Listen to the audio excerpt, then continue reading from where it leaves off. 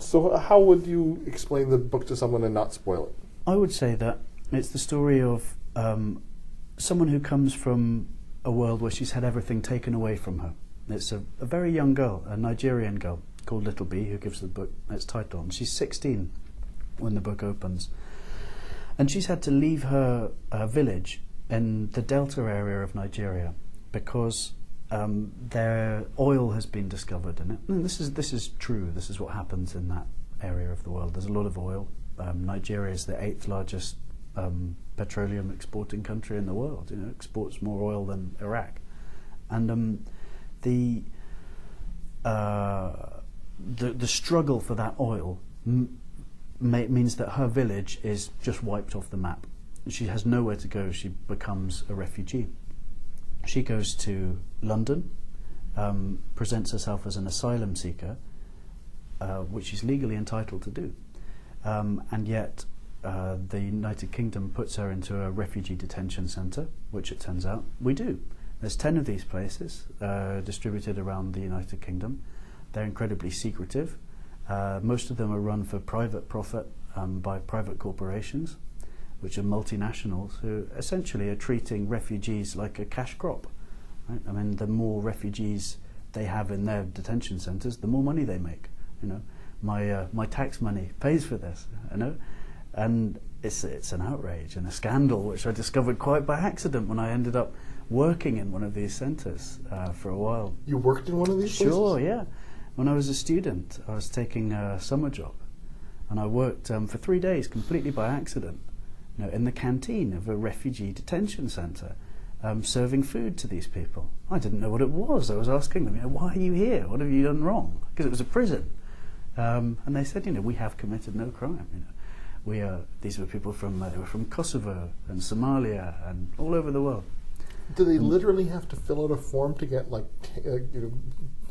female hygiene products? For sure, yeah. One of the and things I talk about in the book's based on something that came out of my research. I mean, the conditions in these centres are so humiliating. If you want a paracetamol because you have a headache, or you have to apply 24 hours in advance on a form.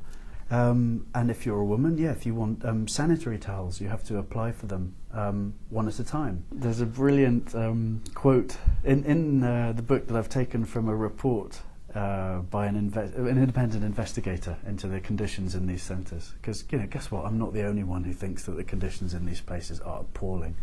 And the independent investigator says, we find, this is a quote, "We find the humiliating procedures excessive. We do not see how anybody could abuse an excess of sanitary towels."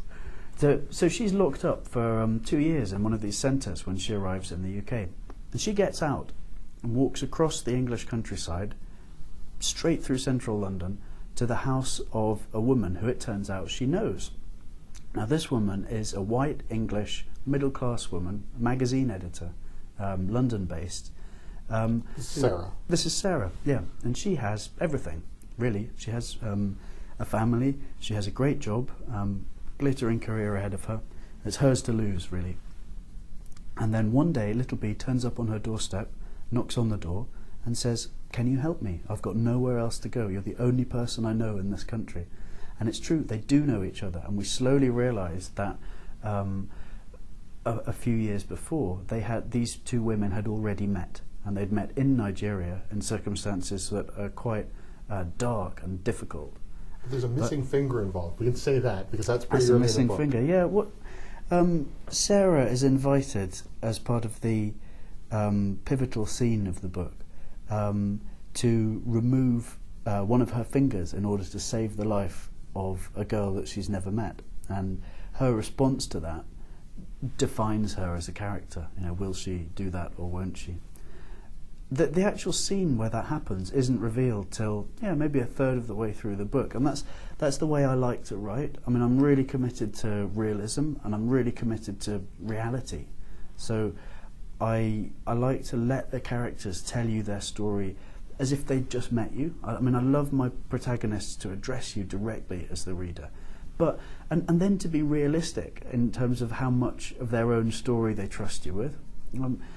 I think interesting people give themselves up quite slowly, in my experience. So the first time you meet someone, you'll stick to pleasantries and you won't get to know them very well unless you meet them under exceptional circumstances.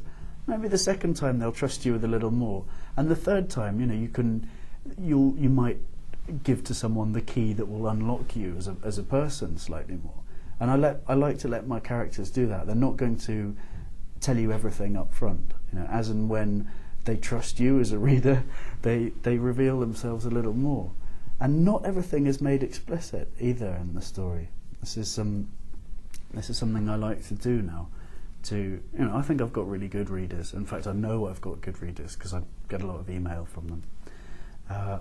And they're smart, they're adventurous, and they bring their own inner lives to the party. And I can trust them with more and more. I can trust them if I can sketch out a character. I never really describe my characters. For example, I never say, this is what this character looks like. This is what colour her hair is. This is how tall she is. I never mention a word of that. And yet people will finish the books with a very clear physical picture of what that person is. And this book, I don't finish it. I don't give a definitive ending to the story. I leave open in the reader's mind the possibilities of what will happen next, because I trust my readers to fill that in. So I tell the story slowly. I let the characters give up their secrets slowly, and they never give up all of their secrets. A lot of it is stuff that the reader will bring to the book to decide what might happen and what will happen next. And that for me, I feel I've really achieved a story now if the reader comes away having really sort of given to the story as well and populated it with their own ideas. The book is Little Bee. I've been speaking with the author Chris Cleave, and Little Bee, published by Bond Street Books, distributed in Canada by Doubleday.